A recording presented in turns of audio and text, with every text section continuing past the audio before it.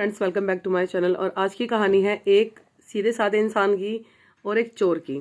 तो आज की कहानी का एक मैसेज ये है कि संगत का असर कितना मायने रखता है। तो उसी के ऊपर है आज की कहानी कि एक शातिर चोर हुआ करता था जो कि मतलब घरों में घुसकर चोरी करता था। तो अब उसको एक दिन की बात है, उसको एक सीधा साधा लड़का मिला, नथु। वो बहुत ही ज़्यादा सीधा साधा था, भोला भाला था, उसको इतना दुनियादारी के बारे में नॉलेज नहीं थी। तो एक बार उसको टकरा गया तो उसने उससे पूछा कि आप क्या करते हो। तो उसने बोला कि मेरा है ना शौक है खजाने को इकट्ठा करना। तो वो सोचे ये तो बहुत अच्छा काम है, खजाने को इकट्ठा करना। तो उसने बोला हाँ भाई, मैं तो है ना। कह रहा कैसे करते हो आप ये खजाना इकट्ठा। कहता है मैं जैसे रात हो जाती है ना तो मैं रात को लोगों के घर जाता हूँ और उनके घर में जो भी खजाना होता है ना उसको मैं इकट्ठा करके ले आता हूँ। तो वो बोला था भाला था, उसको इतना नॉलेज, उसको ये नहीं पता था कि चोरी है। वो ये सोचता था कि चलो कोई अच्छा काम है, खजाना इकट्ठा करना तो अच्छा काम होता है। तो ऐसा करके उसने बोला कि आप मुझे अपना चेला बना लो और मैं भी आपके साथ रहूंगा। तो उसने बोला सही है, ठीक है, एक से भले दो, कोई दिक्कत आएगी तो इसी के ऊपर भांडा फोड़ के मैं तो निकल जाऊंगा। उसने यही विचार करके उसको अपने साथ रखा। तो वो दोनों मिलके चोरी करने लगे। चोरी तो कर रहा था चोर, लेकिन उसको लग रहा था कि मैं तो खजाना इकट्ठा कर रहा हूँ और गरीबों में बांटना होता है। इस तरह की उसने उसको मतलब बहकावा दिया उसको। अब क्या था कि काफी समय हो गया, वो चोरी में इतना निपुण हो गया कि अब वो उसके बिना भी चोरी कर सकता था, मतलब खजाना इकट्ठा कर सकता था नथु। तो फिर कुछ समय बाद उसको कुछ परेशानी आई चोर को। तो उसने चोर ने बोला कि भाई अब मुझे जाना पड़ेगा दूसरे शहर, तो अब हम हमारे रास्ते अब आपसे अलग हो गए। तो कहता है ठीक है, लेकिन कभी अगर मुझे आपसे मिलना पड़े तो मैं आपको कैसे मिलूं।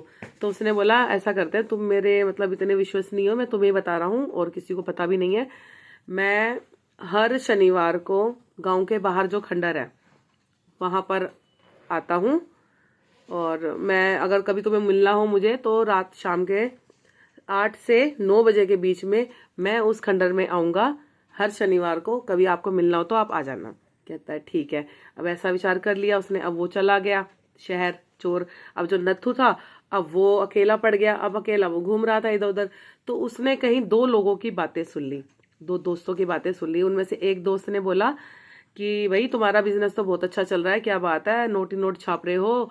और कहता हाँ भाई कर तो रहा हूँ बिल्कुल, लेकिन आपको पता है चोरियां चकारी भी बहुत ज्यादा हो रही हैं, तो मैंने तो अपने घर में बहुत ज्यादा सेफ्टी रख रखी है। कहता है अच्छा कैसे।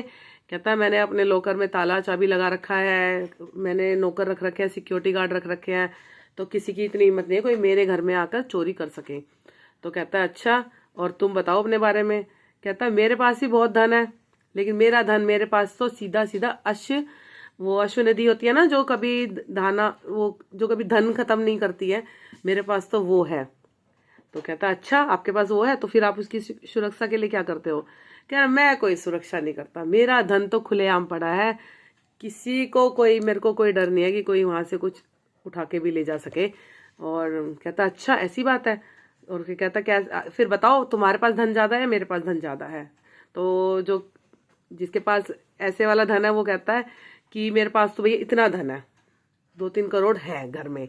तो उसने बोला मेरे पास जो धन है वो करोड़ों से भी ज्यादा है, अरबों से भी ज्यादा है।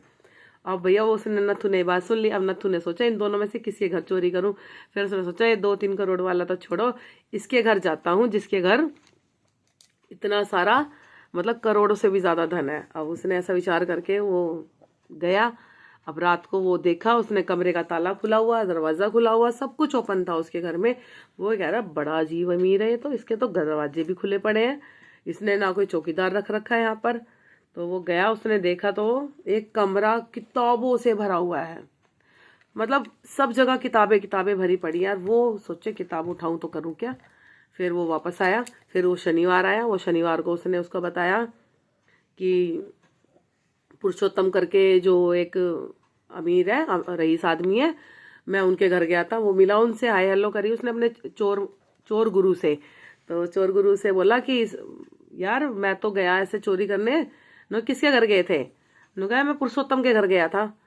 कह रहे पुरुषोत्तम के घर गया था, तुम्हें ये नहीं पता वो कौन है। कहता नहीं मुझे क्या पता वो कौन है, बस वो मैंने तो उसके दोस्त के साथ बातें सुनी थी, उस वजह से मैं चला गया था। और उसने बोला कि उसके पास बहुत ज्यादा, सबसे ज्यादा धन है, इतना धन किसी के पास नहीं है गाँव में जितना धन उसके पास, उस वजह से मैं चोरी करने चला गया। तो कहता अरे पागल बुद्धू, तुझे पता नहीं है वो अध्यापक है, बहुत बड़ा ब्राह्मण है, बहुत बड़ा मतलब पढ़ा लिखा आदमी है। उसके घर में पैसा का 1 रुपया भी नहीं मिलेगा, उसके घर में सिर्फ किताबें किताबें मिलेंगी। तो कहता फिर उसने ये क्यों बोला कि मतलब धन उसके पास है।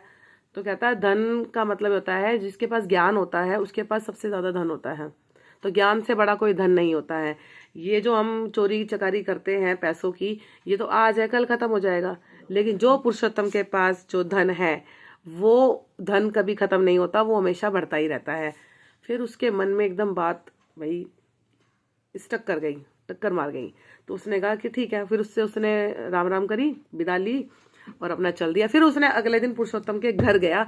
उसने पुरुषोत्तम जी से बोला कि गुरुजी मुझे क्षमा करें, कल मैं आपके घर में आया था चोरी करने के लिए और ऐसे ऐसे मैं ये था और फिर मैं ये बना चोर। मैं सीधा साधा इंसान था, फिर मैं मतलब ये खजाना इकट्ठा करने के उसमें भ्रम में आया और अब मैं चाहता हूँ आप मुझे अपना चेला बना लें, आप मुझे अपनी शरण में ले लें, क्योंकि मैं भी आप ही की तरह अमीर बनना चाहता हूँ ज्ञान से।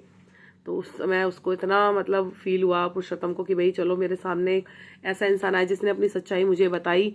और फिर बस वो उसने उसको उसके सर पे हाथ धर दिया पुरुषोत्तम ने नत्थु के, उसको अपने साथ रखा, उसको पढ़ाया लिखाया, वो पढ़ा लिखा, बहुत कुछ उसने ज्ञान अर्जित करा और उसको सही मायने में पता लगा कि इस ज्ञान से ज्यादा ये वाला ज्ञान ज्यादा महत्वपूर्ण है। तो ये चीजें तो यहाँ खत्म हो गई, कहानी यही समाप्त हो गई। अब इस कहानी से रिजल्ट यही निकलता है कि आप जैसे लोगों की संगत में रहोगे वैसे ही आप बनोगे।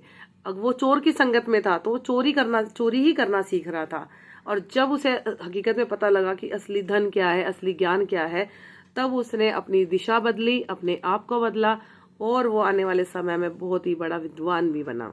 तो थैंक यू सो मच। आज की मेरी यही बहुत प्यारी सी कहानी है। आई होप आपको कहानी मेरी अच्छी लगेगी। धन्यवाद।